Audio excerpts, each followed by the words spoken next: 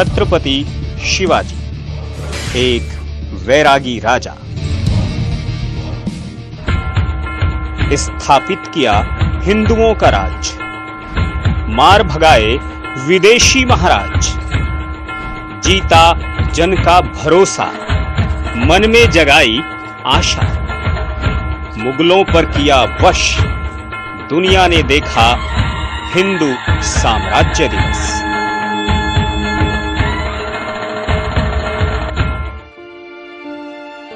महान विचारक दत्तोपंत ठेंगड़ी ने नेपोलियन बोनापार्ट और छत्रपति शिवाजी की तुलना करते हुए कहा कि नेपोलियन वाटरलू में हारने के बाद नहीं उठ पाया, जबकि आगरा में अरेस्ट होने के बाद भी शिवाजी ने औरंगजेब को दक्षिण की खाक छानने के लिए मजबूर कर दिया और बाद में वो वहीं सुपुर्दे खाक हो गया। वो कहते हैं कि नेपोलियन के वाटरलू की लड़ाई हारने के बाद उसके लोगों ने ही उसका साथ छोड़ दिया, जबकि शिवाजी के साथी उनको आगरा में औरंगजेब की जेल से भी निकाल दिया। नेपोलियन का राज्य नेपोलियन की आंखों के सामने धराशायी हो गया, वहीं शिवाजी की प्रेरणा और पेशवाओं के पुरुषार्थ ने सदियों तक राज्य का संचालन किया। छत्रपति शिवाजी ने जमीन ही नहीं जीती, लोगों के दिलों को भी जीता। शिवाजी ने अपना राज्य स्थापित करने के बजाय धर्म का राज्य स्थापित करने का संकल्प लिया। उन्होंने तो हिंदवी साम्राज्य को भी अपनी इच्छा के बजाय भगवती की इच्छा बताया।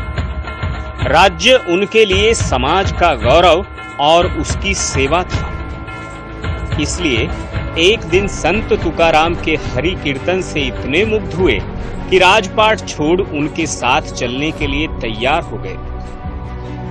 एक बार अपने गुरु समर्थ रामदास को ही पूरा राज्य चिट्ठी में लिखकर सौंप दिया। उन्होंने राज्य को पद नहीं, दायित्व समझकर उसकी सेवा की। इसलिए कवि भूषण औरंगजेब की चाकरी छोड़ छत्रपति की सेवा में चले गए। आज जब हिंदू राष्ट्र की बात होती है तो उसे बुद्धिजीवियों की एक जमात दकियानूसी विचार के तौर पर स्थापित करने का प्रयास करती है। लेकिन तत्कालीन भारत के जिन लोगों ने विदेशियों की अनैतिकता, अनाचार और अत्याचार को अपनी आंखों से देखा और सहा था, उस समाज के लिए तो हिंदवी साम्राज्य का सपना ऐसा ही था जैसे 1947 में अंग्रेजी राज से मुक्ति। मगर एक रक्त पीढ़ी आज भी ऐसी है जो देश को देश मानने के लिए तैयार नहीं है। दरअसल उन्हीं के लिए संविधान है।